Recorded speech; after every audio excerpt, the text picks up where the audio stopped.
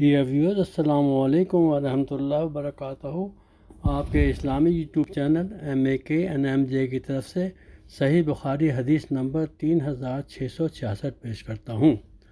ابو ہریرہ رضی اللہ تعالیٰ عنہ راوی ہیں کہ رسول اللہ محمد صلی اللہ علیہ وسلم نے فرمایا کہ جس نے اللہ کے راستے میں کسی چیز کا ایک جوڑا خرچ کیا، یعنی مثلاً 2 روپے، دو کپڑے، 2 گھوڑے اللہ تعالیٰ کے راستے میں دیے، تو اسے جنت کے دروازوں سے بلایا جائے گا۔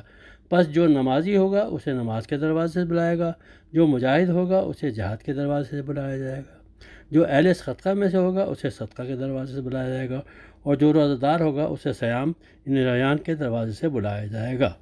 ہم اس حدیث پر عمل کریں اور ثواب جاریہ کے لیے فارورڈ بھی کر دیں۔ ہماری ہر ویڈیو کو آپ لائک کریں، شیئر کریں، اور ہمارے چینل کو سبسکرائب بھی کریں۔ اللہ حافظ۔